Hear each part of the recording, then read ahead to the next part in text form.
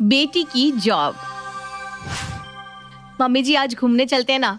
Movie चले क्या? बहुत दिन हो गए कहीं नहीं गए हम। हाँ बहू चलते हैं। कौन सी मूवी लगी है अभी? शाम के 7 बजे का शो है मम्मी, टिकट बुक कर देता हूँ। अरे ऐसे कैसे चले? अंकिता आएगी तो वो भी तो चलेगी ना साथ में। अरे पापा, उसका पता नहीं कब तक आएगी। हम चलते हैं ना, उसको छोड़ो। और वो आकर क्या खाएगी? अब मैं दीदी के लिए रोटी सेक दूंगी, वो आकर खा लेंगी। सुबह की सब्जी और चावल तो पड़े हैं, उनका हो जाएगा। डन, तो हम चल रहे हैं। मम्मी टिकट के पैसे दे दो ना। मेरे पास तो पैसे नहीं है बेटा, खत्म हो गए हैं। इस महीने अंकिता ने मुझे पैसे कहाँ दिए, उसकी पगार ही नहीं आई। तो अब क्या करेंगे, कैसे जाएंगे हम? विकी कुछ करो ना, मेरा बहुत मन है जाने का। Don't worry darling, when Vicky is there Ankita direct payment कर देगी। विकी 4 टिकट बुक करके अंकिता का यूपीआई डाल देता है और अंकिता को कॉल करके कहता है, अंकिता बहना, जरा मोबाइल देखना, मूवी पेमेंट कर देना। तुझे पता है ना, तेरा भाई तो ना के बराबर कमाता है, उस पर से इतने खर्चे तेरी भाभी के। मम्मी को भी तूने इस महीने पगार नहीं दी, वरना वही दे देती। अरे कोई बात नहीं भैया, इसमें कौन सी बड़ी बात है, मैं कर देती हूँ। अंकिता तुरंत पेमेंट कर देती है। भैया देख लो, पेमेंट हो गया है। मैंने तो बहुत कहा कि अंकिता नहीं जाएगी तो मैं भी नहीं जाऊंगा। तेरे आने का वेट कर रहा था मैं बहना, लेकिन फिर तेरी भाभी ने कहा कि ये लास्ट शो है और फिर सबको देखने का बहुत मन था, तो मैंने भी हाँ कह दिया। तू जल्दी से आ जा, फिर हम साथ में चलते हैं। नहीं भैया, मुझे टाइम लग जाएगा, आप लोग जाओ। वैसे भी मैं बहुत थक गई हूँ, आकर भी नहीं जा पाऊंगी। ठीक है बहना, जैसा तू कहे। तेरी भाभी ने तेरे लिए खाना बना दिया है, तू खा कर सोना। हाँ, विकी के चेहरे पर हल्की सी मुस्कान आ जाती है। काम बन गया। चलो सब तैयार हो जाओ। मैं कितनी किस्मत वाली हूँ, मुझे ऐसा परिवार मिला। मेरे कारण सब रुक रहे थे, सब मुझसे कितना प्यार करते हैं। आज ही मम्मी को पैसा दे दूंगी।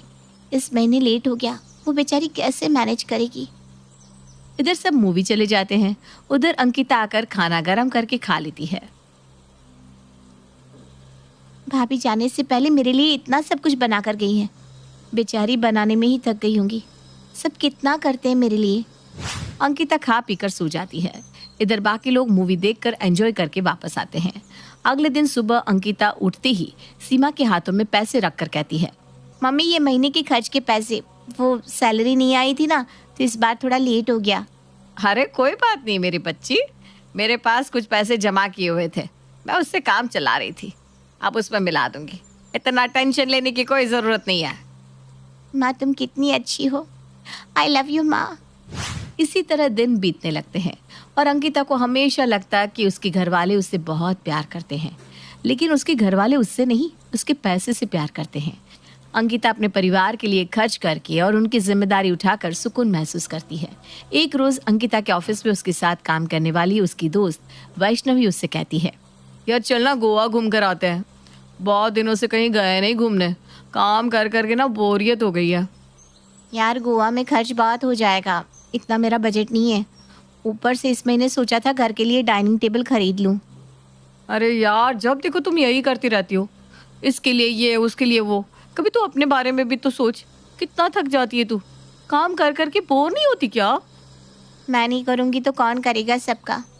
मेरे घर वाले मेरे लिए कितना कुछ करते हैं, मुझसे कितना प्यार करते हैं। जब वो इतना करते हैं तो मेरा भी तो कोई फ़र्ज़ बनता है ना। ओ हेलो, तू कौन सी गलत फहमी में है? कोई तुझसे प्यार व्यार नहीं करता, सब तेरे पैसे से प्यार करते हैं। ऐसा नहीं है, सब मुझसे बहुत प्यार करते हैं। अरे तू कब समझेगी यार, तुझे लगता है कि सब तुझे प्यार करते हैं तो तू ना कुछ दिनों के लिए तेरी नौकरी छूट जाने का बहाना कर, फिर देख खुद ही तुझे समझ में आ जाएगा कौन तेरा अपना है और कौन पराया। तुझे लोग प्यार करते हैं या फिर तेरे पैसों से? क्या यार तू भी कैसी कैसी बातें कर रही है, तुझे कुछ हुआ है क्या? मुझे कुछ नहीं हुआ, मैं ठीक हूँ, लेकिन जल्द ही तुझे पता चलेगा कि तेरे अपने कौन है। मैं तो चली, वक्त से किसी की असलियत छुपती नहीं है। वैष्णवी वहाँ से चली जाती है और अंकिता उसकी बातों को इग्नोर करते हुए कहती है, पागल हो गई है ये लड़की, कुछ भी बोले जा रही है। मेरे घर वाले सब मुझ पर जान देते हैं। शाम को अंकिता भी ऑफिस से घर चली जाती है। सबके साथ खाना पीना खाकर जब वो सोने जाते हैं तो उसके दिमाग में वैष्णवी की बातें घूमने लगती है। एक बार चेक करके देखने में कोई बुराई नहीं है, क्यों ना मैं लीव लेकर जॉब छोड़ने की एक्टिंग करूं। अगले दिन अंकिता सुबह सुबह ऑफिस के लिए निकलती है और 10 दिनों के लीव लेकर घर जल्दी आ जाती है। अंकिता को घर में इतनी जल्दी देखकर सब चौंक जाते हैं और बारी बारी आकर उससे पूछने लगते हैं, दीदी क्या हुआ, कोई बात है क्या, आप इतनी जल्दी आ गई? बेटा क्या हुआ? तू तो हमेशा 7 बजे से पहले कभी नहीं आती। क्या हुआ मेरी रानी बेटी, तू कुछ बोल क्यों नहीं रही, इतनी जल्दी वापस कैसे आ गई? क्या बोलूं मम्मी, मेरी जॉब चली गई है। सीमा अपने माथे पर हाथ रख लेती है। अब क्या होगा, घर कैसे चलेगा? जॉब जाने के बाद से सबके चेहरे की रंगत उड़ जाती है। हर्षा अपने कमरे में जाकर तुरंत विकी को कॉल करती है। क्या हुआ, फोन पे फोन करती जा रही हो? क्या हुआ, ये सब तुम्हारी अय्याशी बंद होने वाली है। दीदी जॉब छोड़कर घर आकर बैठ गई है। क्या दिमाग तो ठीक है? मेरी बहना नौकरी छोड़ने वालों में से नहीं है। मुझसे क्या कह रहे हो, घर आकर खुद ही देख लो। विकी उसी वक्त घर आता है। क्या हुआ बहना, तू ऐसे जॉब छोड़कर क्यों चली आई? मैंने जॉब नहीं छोड़ी, मुझे निकाल दिया गया है। अंकिता उदास होने की एक्टिंग करके अपने कमरे में चली जाती है। अरे मम्मी अब क्या होगा, इसकी नौकरी चली गई। अरे तुम इसे समझाओ ना, अपने बॉस से बात करे, वरना कैसे चलेगा सब। अब तू चुप रह, 2-4 दिन के बाद मैं इससे बात करूंगी। तुझे क्या लगता है मैं इसे इस तरह घर में बैठने दूंगी? इसी तरह दिन बीतने लगते हैं। अंकिता घर में आराम से पड़ी रहती, देर से उठती, दिन भर टीवी देखती, शाम को दोस्तों के साथ घूमने निकल जाती। ये सब देखकर विकी का खून जलने लगता है और वो घर में चिड़चिड़ करने लगता है। ये सब क्या है मम्मी, तुमने उसे समझाया नहीं? अरे क्या करूं, बहुत समझाया उसे, लेकिन वो मानने को ही तैयार नहीं है। बोल रही है मुझे निकाल दिया है जॉब से तो मैं दोबारा झुक कर मांगने नहीं जाऊंगी। अच्छा, तो घर पर बैठकर हमारी छाती पर मूंग दलेगी क्या? दिन भर बैठकर खाती रहती है, खर्चा नहीं लगता है क्या? इतने में ही अंकिता घर वापस आ जाती है। पापा आप इसकी ना अब शादी कर दो, उम्र बीती जा रही है, कब तक इसे घर में बिठाकर रखेंगे? आओ बेटा, आप ढूंढते हैं कोई लड़का? मेरी नजर में एक लड़का है जो मेरे साथ ही काम करता था। ठीक है, तुम्हें जिससे शादी करनी है हम करवा देंगे। अच्छा है लड़का ढूंढने का चक्कर तो खत्म हुआ, वरना उसमें भी इतने खर्चे लग जाते।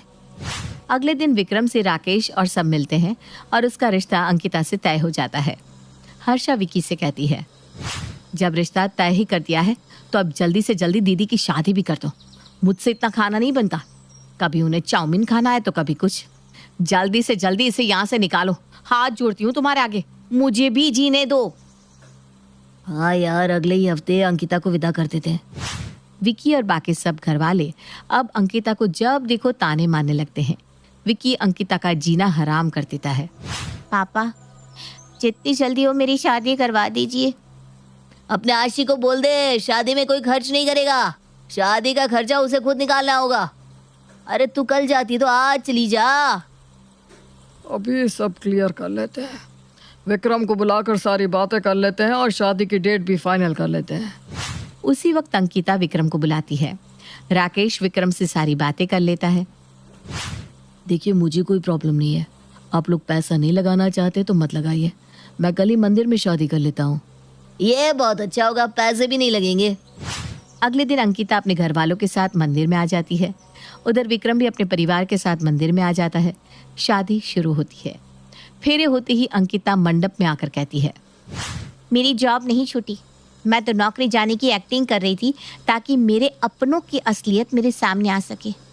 आज से मेरा आप लोगों से कोई नाता नहीं। मेरे बुरे वक्त में जो मेरे साथ था उससे ही मेरे पैसे मिलेंगे।